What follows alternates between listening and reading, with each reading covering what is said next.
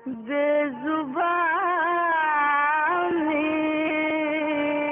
زبان نہ ہو جائے. بے زبانی زباں نہ ہو جائے. ملکہ پکھراج. آپ بیتی. ریاست پٹیالہ. یہ سن کر شبیر خاموش ہو گیا. میں نے ساڑیاں، بلاؤز، ڈریس استری کر کے بکسوں میں رکھے. میرے ساتھ باتیں کرتا رہا، ساتھ ساتھ کپڑے رکھنے میں مدد بھی کرتا رہا، مگر بجھا بجھا، اداس. بار بار یہی پوچھتا کہ کیا مہینہ پورا لگ جائے گا.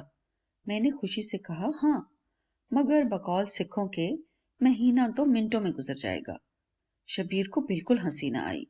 جو 4 روز جانے میں رہتے تھے ان میں وہ باقاعدہ صبح شام آتا، مگر بدلا بدلا، نہ ہنسی نہ مذاق، ہر وقت کھویا کھویا سا رہتا.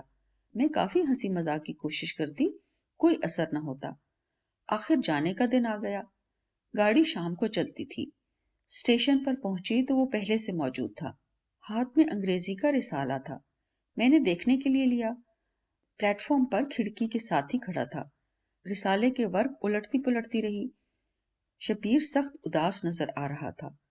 معلوم ہوتا تھا کہ ابھی رو پڑے گا. مجھے شرارت سوچی. میں نے ایک صفحے پر لکھا آئی، 7-8 ورق چھوڑ کر لکھا لو، 15-20 ورق کے بعد لکھا یو. گاڑی نے وسل دیا اور ٹرین آہستہ آہستہ رینگنے لگی. شبیر بھی ساتھ چل رہا تھا. گاڑی جب تیز ہو گئی تو میں نے کہا او ہو تمہارا رسالہ، کہہ کر رسالہ ہاتھ میں دے دیا. پٹیالہ پہنچ گئی. 15-20 مختلف شہروں سے گانے والیاں آ چکی تھی، مگر کوئی خاص اچھی یا مشہور نہیں تھی. بس نمبر پورے کرنے والی بات تھی. سب کے لیے ٹینٹ لگے تھے. ہر ٹینٹ میں 2-2 3-3 گانے والیوں کے ٹھہرنے کا بندوبست تھا. شکر ہے میرے لیے پورا ٹینٹ تھا. دوسری عورتوں نے اعتراض کیا کہ ہمیں پورا ٹینٹ کیوں نہیں دیا. انہوں نے کہا مہاراج کی مرضی، ہم کچھ نہیں کر سکتے. حالانکہ مہاراج کو پتہ بھی نہ ہوگا. یہ تو صرف انتظام کرنے والوں کا کام تھا. سب میرے واقف تھے، دوست بن گئے تھے. انہوں نے ہر ایک سے پوچھا رسد چاہیے یا پکا ہوا کھانا. سب نے رسد کہا. سب کو ڈر تھا کہ گوشت حرام نہ ہو. ویسے مسلمانوں کے لیے باورچی خانے کا تمام عملہ مسلمان تھا. ہر ریاست میں ایسی باتوں کا خاص خیال رکھا جاتا تھا. کسی نے پکا ہوا کھانا منظور نہ کیا. میں نے رسد ہی کہا، مگر پھر بھی 2-3 تھال جن میں dry fruit, chocolate, ice cream, کئی قسم کے حلوے ہوتے، دونوں وقت آ جاتے. ہر روز گانے کے لیے 2 دربار ہوتے تھے، ایک خاص ایک عام. خاص دربار میں ولی عہد، اس کا سٹاف، چچا، ولی عہد کا چھوٹا بھائی جس کی ایک ٹانگ ٹوٹ گئی تھی، خدا معلوم سگا یا سوتیلا، لنگڑا، شکل و صورت واجبی مگر شریف اور نیک تھا. اس کی میرے ساتھ بڑی دوستی تھی. مجھے بڑا اچھا لگتا تھا. میں اکثر نام بھول جاتی ہوں مگر بیر سنگھ کا نام آج بھی یاد ہے. عام دربار میں جاگیردار، جنرل، بڑے بڑے رؤسا عمرہ ہوتے. بہت بڑے شامیانے میں بڑے بڑے بجلی کے بلب لگائے گئے تھے. 9-10 بجے کھانا کھلاتے، پھر گانا شروع ہو جاتا. پٹیالہ کئی بار آ چکی تھی. سب عہدیدار گانا سن چکے تھے. ہر روز پیغام بھیجتے کہ برائے مہربانی ہمارے پاس بھی گانے کے لیے بھیجیں. کچھ دیر کے لیے دربار عام میں بھی آ کر گاتی. ہر ایک کی زبان پر میرا ہی نام ہوتا. کسی اور کا گانا پسند نہ آیا. سب کہتے کسی کو گانا نہیں آتا، سب کوڑا ہیں. بڑی عزت و آبرو سے 5-6 دن گزرے. پٹیالہ سے بارات بہادر گڑھ جانی تھی. بارات سے پہلے مہاراج کا دربار ہوا جس میں صرف میرا گانا ہوا. جو ریاست کی باشندہ ملازم تھی انہوں نے سخت احتجاج کیا. ہم نے تمام عمر ریاست کی خدمت کی ہے. سرکار جب اور جہاں حکم دیتے ہیں ہم حاضر ہو جاتی ہیں. ہمارے ساتھ بڑی ناانصافی ہوئی ہے. عزت کا موقع باہر کی عورت کو دیا جائے. دربار میں گانے کا ہمارا حق تھا. ان کی ایک بات نہ مانی گئی. بیچاریوں کی 100-200 تنخواہ تھی. معمولی شکلیں، لباس اور گانا بھی بہت معمولی. نہ زیور، نہ کپڑا، نہ شکل. ریاستوں کے کئی مہاراج آئے ہوئے تھے. دربار میں صرف میرا ہی گانا ہوا. بارات بہادر گڑھ روانہ ہو گئی. بارات کے لیے بہت لمبا چوڑا سٹیج بنایا گیا جس کے آگے 2 ہاتھی سجے ہوئے تھے. ولی عہد اور اس کے بھائی کو دولہا بنا کر کرسیوں پر بٹھا دیا گیا۔ جب جلوس شہر سے باہر نکلا تو سب موٹروں میں بیٹھ کر بہادر گڑھ پہنچ گئے۔ بہادر گڑھ میں بھی ٹینٹ تھے، بالکل چھوٹا سا شہر نظر آتا تھا۔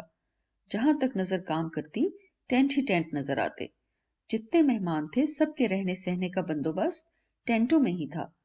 ایک کوٹھی نما محل تھا جہاں ولی عہد اور مہاراج کے داماد ٹھہرے تھے، باقی سب ٹینٹوں میں۔ ہر جگہ فوج کا پہرا، گارڈ موجود تھی۔ کچی سڑکوں پر اینٹوں کی گیری کا چھڑکاؤ کر دیا تھا۔ سفید ٹینٹ اور سرخ سڑکیں بہت خوبصورت دکھائی دیتی تھی۔ شان و شوکت کا جموں سے تو مقابلہ نہ تھا، پھر بھی جنگل میں منگل نظر آتا تھا۔ لوگ چوک در چوک پٹیالہ سے شادی دیکھنے آ رہے تھے۔ کسان، مزدور، بیوی بچوں سمیت سر پر گٹھڑیاں اٹھائے بہادر گڑھ کی طرف آ رہے تھے۔ سوچتے تھے کہ شاید کوئی گاؤں یا قصبہ نزدیک ہوگا جہاں رات گزار سکیں۔ تمام لوگ بچوں کو کندھوں پر اٹھائے خوش آ رہے تھے۔ جو ٹینٹ ملا تھا وہاں 2-3 گھنٹے آرام کیا، تیار ہو کر محل پہنچ گئی۔ جو اور گانے والیاں باہر سے بلائی تھیں سب موجود تھیں۔ ولی عہد، بیر سنگھ، ولی عہد کے چچا جس کی مہاراج نے ڈیوٹی لگائی تھی، اور 3-4 ADC تھے۔ بہت مختصر پارٹی تھی۔ آج ولی عہد بہت خوبصورت لگ رہے تھے۔ زندگی میں 2-3 ہی ایسے وجیح اور خوبصورت نوجوان دیکھے ہوں گے۔ پتلا دبلا، 6 فٹ سے زیادہ قد، رنگ گورا مگر پیازی جھلک۔ مہاراج بھی خوبصورت تھا مگر چہرے پر وحشیانہ جھلک۔ شراب کی وجہ سے گندمی رنگ سیاہ ہو گیا تھا۔ ولی عہد کا رنگ تو ایسا تھا جیسے سفیدے میں سندور۔ 20 بار دیکھ چکی تھی مگر آج تو واقعی دولہا بن کر ایسا روپ تھا کہ چہرے پر نظر نہ ٹھہرتی۔ سب سے بڑی صفت یہ تھی کہ اس میں کوئی ایسی بات نہ تھی جو شرافت سے گری ہوئی ہو۔ شراب بھی نہ پینے کے برابر پیتا۔ جو شراب پی کر عجیب حرکت کرتے ان کا مذاق اڑاتا۔ تمام سٹاف پانی کی طرح شراب پیتا۔ 10 بجے گانا شروع ہوا۔ 2-3 کے بعد میں نے گایا۔ میرے بعد کوئی اور گا رہی تھی کہ مہاراج، 2-3 ADC، 1-2 منسٹروں کے ساتھ اندر آیا۔ یہ پہلی بار تھی کہ وہ ولی عہد کی محفل میں آیا۔ اس وقت یہ حالت تھی کہ آج سے پہلے کبھی اس طرح نہیں دیکھا تھا۔ بروکیٹ کی اچکن، بنارسی پگڑی، گلے میں زمرد موتی کا کنٹھا، سفید بوسکی کی بھاری گھیر والی شلوار، پاؤں میں زری کا کھسا، منہ سے جھاگ، دونوں ہاتھ ڈھیلے ڈھالے آگے کی طرف ایسے لٹک رہے تھے جیسے ٹنڈا۔ اس کے آتے ہی ہر ایک پر سناٹا چھا گیا۔ سب تعظیم کے لیے کھڑے ہو گئے۔ مہاراج نے کسی داماد کے متعلق پوچھا، وہ کہاں ہے؟ ولی عہد نے بتایا، ابھی سونے کے لیے گیا ہے۔ مہاراج کو شاید میرے نام کے سوا کسی اور کا نام نہیں آتا تھا۔ کہنے لگا، پکھراج، میرے پیچھے سب کو لے کر آ جاؤ۔ مہاراج داماد کے کمرے کی طرف آگے آگے، پیچھے میں، میرے بعد سب گانے والیاں، یک کے بعد دیگرے ایک لائن میں، بالکل جیسے فوج پریڈ کرتی ہے۔ کمرے میں پہنچ گئے۔ داماد سو رہا تھا، ایسا گھوڑے بیچ کر سویا تھا کہ اس نے کروٹ بھی نہ لی۔ مہاراج کے بالکل پیچھے میں تھی۔ کہنے لگا، پکھراج؟ میں نے کہا، جی۔ اس کے ایک طرف لیٹ جاؤ۔ داماد صاحب بھی خدا معلوم سو رہے تھے یا جان بوجھ کر بن رہے تھے۔ اتنی باتیں ہوتی رہیں پھر بھی اس کی جاگ نہ کھلی۔ مہاراج مذاق کرنا چاہتا تھا، اس کے ساتھ کوئی لیٹے گی تو یہ ہڑبڑا کر اٹھے گا۔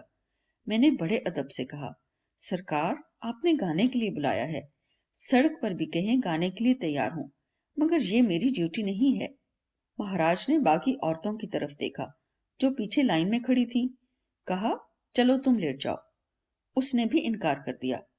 جتنی عورتیں تھیں سب نے یہ سوچ کر کہ اگر یہ انکار کر سکتی ہے تو ہم کیوں نہ کریں، یہ اپنے آپ کو کیا سمجھتی ہے۔ جس وقت سب نے انکار کر دیا تو مہاراج کے غصے کی انتہا نہ رہی۔ کہنے لگا، فوراً یہاں سے دفع ہو جاؤ۔ جیسے لائن باندھ کر ہم اندر آئی تھیں ویسے ہی باہر آ گئیں۔ ہمارے پیچھے ہی مہاراج بھی باہر آ گئے۔ مہاراج ہال میں کھڑے ہو گئے، ہم بھی سامنے کھڑی ہو گئیں۔ ایک طرف ولی عہد اور اس کے سٹاف بھی خاموش کھڑے ہو گئے۔ سب کے چہروں پر خوف اور گھبراہٹ تھی۔ انہوں نے تو ایسی ہزاروں چیزیں دیکھی ہوں گی، اس لیے بار بار مجھے اشارے کر رہے تھے کہ ہاتھ باندھ کر معافی مانگ لو۔ بیر سنگھ خود ہاتھ باندھ کر کہہ رہا تھا، فوراً ہاتھ باندھو۔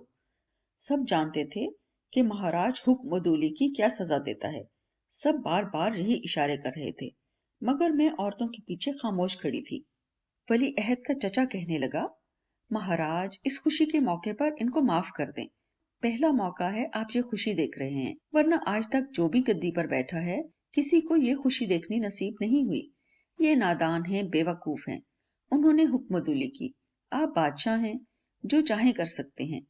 इस खुशी के सदके इनको माफ कर दें। ये कहकर हमसे मुखातिब हुआ, कहने लगा, आओ सरकार के पांव चूम लो। महाराज ना करता 2-3 कदम पीछे हटा, कहने लगा, ये नहीं हो सकता। मगर थोड़ी देर बाद खुद ही कहने लगा, अच्छा मैं माफ करता हूँ, और एक पांव आगे कर दिया। किसी ने आओ देखा ना ताओ, सबने पांव चूम लिया। सिर्फ मैं ही खामोश खड़ी रह गई। दलेर तो नहीं थी, सिर्फ दिल में ये बात आई कि जहां 9 साल नौकरी की, उसने प्यार दिया, इज्जत दी, दुनिया की हर चीज से नवाजा, उसकी खुशामद ना की। मैं कोई बहुत मजहबी या बुजुर्ग तो नहीं थी, मगर ये जरूर जानती थी कि सजदा सिर्फ खुदा को होता है। इसको सजदा करूं, पांव चूमूं? ये नहीं हो सकता। जो करना चाहता है करे। सब पांव चूम कर सुरखरू हो गई। मैं तन्हा रह गई। महाराज अब सिर्फ मुझसे मुखातिब था। कहने लगा, अच्छा तेरा इतना दिमाग है। ये हरि सिंह ने खराब किया हुआ है। वो तो मर्द ही नहीं था, जनखा था। तुझे सर पर चढ़ाया। तुझे इस बात का गरूर है कि तेरे पास कपड़ा जेवर बहुत है, कोट बहुत हैं। उस वक्त मुझे ये खब था कि हर साड़ी के साथ कोट हो। हर साड़ी से ब्रोकेड मैच करके आस्तीनों और कॉलर पर फर लगवाकर 15-20 कोट बहुत खूबसूरत बनवाए थे। जिस रंग की साड़ी पहनती, उसी रंग का कोट पहनती। महाराज ने यह भी कहा, तू कहती होगी तेरे पास कोट बहुत हैं। हैरान थी कि औरतों की तरह हर चीज का नोटिस लिया हुआ था। तुम्हें इल्म होना चाहिए कि तुम्हारे महाराज की तरह मैं जनखा नहीं हूँ, मर्द हूँ। चाहूं तो कुएं में भिकवा दूं, आग में जलवा दूं, ऐसी जगह भेज दूं जहां तमाम जिंदगी तुम्हारा पता न चले। जिस भाई को वली अहद की ड्यूटी पर लगाया था, उसे गालियां दी। कहा, तुम हरामजादे हो, तुम्हें अपने बेटे की हिफाजत के लिए रखा था। तुम जानते थे कि ये एक रियासत तबाह करके आई है। तुम चाहते हो कि हमारी रियासत भी तबाह कर दे। ये बातें कहने के बाद मुझे कहने लगा, हुक्म देता हूँ, फौरन मेरी रियासत से बाहर हो जाओ। जब ये सुना तो फौरन बाहर निकली। खुदा मालूम उस वक्त क्या जज्बा था, कैसे इतनी हिम्मत और ताकत आ गई। दौड़कर अपने कैंप में गई। कैंप खासी दूर था। वालदा को जल्दी जल्दी मुख्तसर करके बताया और कहा, सब कुछ छोड़कर जल्दी भागो। अगर बच गए तो सामान बाद में साजिंदे ले आएंगे। इस वक्त 1 मिनट भी जाया नहीं करना चाहिए। जल्दी से जेवर और साड़ी उतारकर साजिंदे की खदर की चादर ओढ़ी। वालदा और एक साजिंदे को लेकर बगैर बताए टेंट से बाहर निकल आए। रात का 1:30 बजा था। हर तरफ फौज का पहरा। चुपचाप टेंटों के पीछे रस्से पकड़ पकड़ कर खामोशी से, बगैर पहरेदारों को पता चले, बहादुरगढ़ की सड़क पर आ गए। बहादुरगढ़ से स्टेशन का 12 मील का फासला था। अल्लाह की मेहरबानी थी, उस रोज पटियाला से हजारों लोग शादी देखने आ रहे थे। बैलगाड़ियां, घोड़े, तांगे, पैदल, लोग बीवी बच्चों समेत आ रहे थे। तमाम सड़क भरी हुई थी। सड़क के साथ छोटा सा कच्चा रास्ता था। हम उस पर दौड़ते रहे। कोशिश थी कि दिन चढ़ने से पहले रियासत से बाहर हो जाएं। डर की वजह से दौड़ने का पता भी न चला, बल्कि सबकी ये कोशिश थी कि तेज से तेज भागें। 2-3 मील के बाद सड़क पर ऐसी तेज रोशनी पड़ी जिससे आंखें चुंधिया गईं। हमने फौरन अपना रुख बहादुरगढ़ की तरफ मोड़ लिया, जैसे कि शादी देखने जा रहे हों। मोटर आगे गुजर गई। महाराज फ्रंट सीट पर ड्राइवर के साथ बैठा था। मैं खद्दर की चादर में। म्यूजिशियन और वालदा का भी मामूली लिबास था। सड़क पर इतने लोग थे कि पहचानना नामुमकिन था। मोटर वापस मुड़ी। हमने फिर बहादुरगढ़ स्टेशन की तरफ भागना शुरू कर दिया। महाराज 3 दफा ढूंढने आया। उसे ये यकीन न था कि हम इतनी दूर आ गए हैं। मोटर की बत्तियां इधर उधर घुमाता, रोशनी दूर दूर तक जाती। अल्लाह की मेहरबानी से पहचान न सका। मौत के डर से दौड़ और भी तेज हो जाती। दिन चढ़ने से पहले स्टेशन पर आकर टिकट खरीदे। 3rd क्लास में बैठ गए। स्टेशन अंग्रेज के इलाके में था। गाड़ी में बैठते ही बदन में ऐसी कपकपी आई कि जोर जोर से दांत बजने शुरू हो गए। चेहरे को हाथ से पकड़ना पड़ा, शायद खौफ या थकान की वजह से। اب بھی ہم خطرے سے باہر نہیں تھے۔ مہاراجوں کا اتنا اثر ہوتا تھا کہ ان کا جھوٹ بھی سچ بن جاتا۔ اگر اسے پتہ چل جاتا کہ ہم اسٹیشن پر ہیں، چوری کا الزام لگا کر گرفتار کروا سکتا تھا۔ نہ کوک نہ فریاد، ساری زندگی جیل میں سڑتے رہتے۔ جتنی دیر گاڑی کھڑی رہی، نیازیں مانی، دعائیں مانگی، شکر ادا کیا کہ ٹرین چلی۔ جب تک گاڑی لاہور نہ پہنچی خوفزدہ ہی رہے۔ خدا کے فضل و کرم سے خیریت سے گھر پہنچ گئے۔ اسی دن سازندے بھی سامان لے کر امن و امان سے آ گئے۔ سازندوں نے بتایا کہ ہمارے جانے کے آدھ گھنٹے بعد مہاراج خود ہمارے ٹینٹ میں آیا۔ جب وہاں نہ ملی تو دوسرے کیمپوں میں گیا۔ اس نے ہر عورت سے الگ الگ پوچھا۔ ہر عورت کا یہی جواب تھا، قسم ہے ہم نے نہیں دیکھا۔ ایک دو کو گالیاں بھی دیں، تھپڑ بھی مارے، بتاؤ وہ کہاں ہے۔ انہوں نے رو رو کر ہاتھ باندھ کر عرض کی، حضور ہم بے قصور ہیں، ہم بالکل نہیں جانتے۔ سپاہیوں کو حکم دیا کہ تمام کیمپوں کے ارد گرد دیکھو۔ آدھ گھنٹہ تلاش کے بعد بتایا کہ باہر کہیں نہیں ملی۔ میرے سازندوں نے یہ عقل مندی کی کہ میرے جانے کے بعد بما سامان دوسرے سازندوں کے پاس چلے گئے، ورنہ ان کو خوب مار پیٹ کرتا۔ 1.5 گھنٹہ تلاش کرنے کے بعد موٹر پر بیٹھ کر ڈھونڈنے نکلا۔ ہم خوف سے دوڑتے رہے۔ اسے یہ امید نہ تھی کہ اتنی دور پیدل چل سکتے ہیں۔ اسے یقین تھا بہادر گڑھ میں ہی کہیں چھپی ہوئی ہے یا کسی نے چھپایا ہے، اس لیے بار بار سڑک پر ڈھونڈنے آتا۔ تھوڑی دور چکر لگا کر پھر کیمپوں میں آتا۔ غصے سے پاگل ہو گیا تھا۔ بار بار مجھے گالیاں دیتا، کہتا اس کی یہ مجال کہ میری حکم عدولی کرے۔ جب موٹر میں واپس جاتا تو گانے والیوں کو ٹھڈے مارتا، پوچھتا بتاؤ کہاں چھپایا ہے۔ وہ کہتی سرکار ہم تو آپ کے پاس تھے، آپ کے سامنے ہی باہر نکلی تھی، خدا معلوم کہاں گئی۔ وہ کہتا یہ نہیں ہو سکتا کہ وہ یہاں سے جا سکے۔ خدا کی مہربانی تھی، وہ یہ سوچ ہی نہ سکا کہ ہم اسٹیشن پر پیدل پہنچ سکتے ہیں۔ اگر یہ شک پڑتا تو آسانی سے پکڑ سکتا تھا۔ جب تیسری بار موٹر میں ڈھونڈ کر آیا تو سٹاف نے کہا سرکار وہ جہاں بھی ہے صبح مل جائے گی، آپ اب آرام کریں، وہ کہاں جا سکتی ہے۔ بڑی مشکلوں سے سونے پر آمادہ ہو گیا۔ ویسے میرے دل میں یقین تھا کہ میں نے جو سجدے سے انکار کیا ہے، میرا بال بھی بیکا نہیں ہو سکتا۔ 12 میل دوڑنے سے کوئی تھکان نہ ہوئی۔ بجائے 1 مہینے کے 5 دن کے بعد لاہور واپس آ گئی۔ 2-4 روز تو یہی خیال آتے رہے کہ اگر پکڑ لیتا تو کیا حشر کرتا۔ غصے کی حالت میں تمام رات پھرتا رہا۔ پہچان لیتا تو کیا سزا دیتا۔ شاید چوری کا الزام لگا کر جیل میں ڈال دیتا۔ رات کو ایسی ڈراؤنی خوابیں آتی کہ والدہ کو جگانا پڑتا۔ شبیر ضلع کچہری میں میجسٹریٹ تھا۔ میں نے نوکر کو کہا ان کو بتا دینا کہ میں آ گئی ہوں۔ نوکر کے آنے سے پہلے شبیر آ گیا۔ آتے ہی ایک سانس میں کئی سوال کر ڈالے۔ 4 دن کے بعد کیسے آ گئیں؟ تم تو مہینے کے لیے گئی تھی، اتنی جلدی کیسے آ گئیں؟ کیا ابھی پھر جانا ہے؟ میں نے قصہ شروع سے آخر تک سنایا۔ میں نے کہا شکر کرو میں زندہ واپس آ گئی ہوں، ورنہ شاید کبھی ملاقات ہی نہ ہوتی۔ وہ جھٹ بولا اگر ایسا ہوتا تو میں مر جاتا۔ یہ بات ایسے سنی جیسے سنا ہی نہیں۔ تھوڑی دیر کے بعد کہنے لگا کیا میں یاد آیا تھا؟ میں نے کہا کون یاد آتا، کس کا خیال آتا، وہاں اتنا کام تھا کہ اپنے آپ کو بھی بھول گئی۔ اس جواب سے سخت پریشان ہوا۔ جتنی چہرے پر خوشی تھی سب غائب ہو گئی۔ بہت دیر تک میری باتوں کا اس انداز سے جواب دیتا رہا جیسے کسی سوچ میں ڈوبا ہوا ہے، کیونکہ میری کسی بات میں تبدیلی نظر نہ آئی۔ وہ اتنا بھولا اور سیدھا تھا کہ اسٹیشن سے آتے ہی ساری پارٹی کو بتایا کہ مجھے وہ رسالے میں کہیں کہیں 3 لفظ لکھ کر دے گئی ہے۔ بتاؤ وہ کیا لفظ ہیں؟ وہ تمام اتنے ہوشیار اور زیرک تھے، سب نے پوچھا اردو یا انگریزی؟ شبیر نے بتایا انگریزی کا رسالہ تھا، 1 صفحے پر 1 حرف، 10-12 صفحے کے بعد دوسرا، پھر تیسرا۔ سب نے یک زبان کہا I love you۔ شبیر نے کہا ٹھیک۔ 1-2 گھنٹے باتیں کرنے کے بعد چلا گیا۔ 2-3 گھنٹے کے بعد پھر آیا۔ میرے پاس سرگوشی کے انداز میں کہنے لگا تم نے انگریزی کے رسالے پر کچھ لکھا تھا؟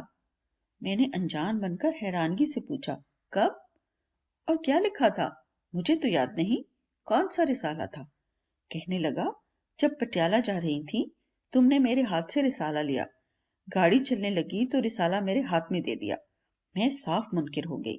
میں نے کہا مجھے تو بالکل یاد نہیں کہ کچھ لکھا ہو۔ کہنے لگا میری تو ان 3 لفظوں نے دنیا ہی بدل ڈالی ہے۔ تمہارے جانے کے بعد 1 منٹ نہیں سویا، اور تم کہہ رہی ہو کہ تمہیں یاد ہی نہیں۔ میں نے کہا تم میرے دوست ہو، بھلا میں کوئی ایسی بات لکھ سکتی ہوں جس سے تمہیں دکھ ہو؟ بتاؤ تو صحیح کیا لکھا تھا؟ کہنے لگا واقعی سچ کہہ رہی ہو؟ کیا تم قسم کھاتی ہو کہ تمہیں یاد نہیں؟ میں نے بڑے غصے سے کہا کمال ہے، مجھے کیا ضرورت کہ جھوٹ بولوں؟ مجھے وثوق ہے کہ میں ایسی بدتمیز نہیں ہوں کہ کوئی بےہودہ بات لکھوں جس سے تمہیں اتنا صدمہ ہو۔ اتنا کہنا تھا کہ بچوں کی طرح پھوٹ پھوٹ کر رویا، اتنا رویا کہ پریشان ہو گئی۔ تسلی دی، کہا تم اچھی طرح جانتے ہو تم میرے بہترین دوست ہو، کبھی کسی کو دوست نہیں بنایا، تم ہی واحد شخص ہو جسے اپنا سچا دوست سمجھتی ہوں۔ بتا دو ایسی کون سی بات لکھتی کہ جس سے اتنا دکھ پہنچا ہے؟ اگر انجانے میں ایسی بات لکھتی ہے تو معافی مانگتی ہوں۔ میں قسم کھاتی ہوں کہ جان بوجھ کر میں نے کوئی ایسی چیز نہیں کی جس سے تمہیں تکلیف ہو۔ یہ باتیں سن کر رونا اور زیادہ ہو گیا۔ روتے روتے بتایا لکھا تھا آئی لو یو۔ میں نے کہا واہ حد ہو گئی، اول تو مجھے یاد نہیں، اور اگر میں نے ایسا لکھ ہی دیا ہے تو کون سی قیامت آ گئی؟ میری تو عادت ہے انگریزی کے حرف لکھتی رہتی ہوں، اور اگر یہ لکھ دیا تو تم نے سچ سمجھ لیا۔ کیا تم میرے بہترین اور پیارے دوست نہیں ہو؟ میرے یہ کہنے سے کہ مجھے تم سے پیار ہے تمہیں دکھ پہنچا؟ اول تو تمہیں بتانے کے لیے یا تمہارے لیے نہیں لکھا تھا، اتفاق کی بات ہے کہ ایسا لکھا۔ تمہارے ساتھ پیار ہے، ہمیشہ میرے دوست رہو گے۔ مجھے سخت غصہ تھا کہ اس نے اپنی تمام پارٹی کو کیوں بتایا، اشتہار دینے کی کیا ضرورت تھی؟ اتنا ہلکے پیٹ کا اور بے وقوف ہے۔ سلامت اللہ مجھے سب کچھ بتا چکا تھا، میں نے اسے بھی یہی کہا تھا کہ مجھے یاد نہیں۔ یہ کہنے سے مجھے تمہارے ساتھ پیار ہے کچھ تسلی ہو گئی۔ اگر پیار ہے تو شاید کسی دن میری ہو جائے۔ اس کے بعد مذاق میں یہ بات بھی سنا دی۔ 9-10 سال کی عمر میں اپنی سہیلی کے ساتھ جموں کنک منڈی سے گزر رہی تھی، اسے یقین دلا رہی تھی بلو مجھے تمہارے ساتھ بہت پیار ہے۔ ریاست میں گائے بیل خرید کر آزاد چھوڑ دیتے تھے، منڈی میں اناج کے ڈھیر سڑک پر لگا دیتے، اس لیے بیل گائے آزاد اس بازار میں پھرتے، جہاں موقع ملتا اناج کھاتے۔ کبھی کبھی بیلوں کی آپس میں زبردست لڑائی ہو جاتی، بیل غصے سے پیچھے دوڑ کر پوری سپیڈ سے آمنے سامنے آ کر ایسے زور سے ایک دوسرے کو ٹکر مارتے جیسے توپ چلنے کی آواز آتی۔ لوگ ادھر ادھر بھاگ کر دکانوں میں گھس جاتے۔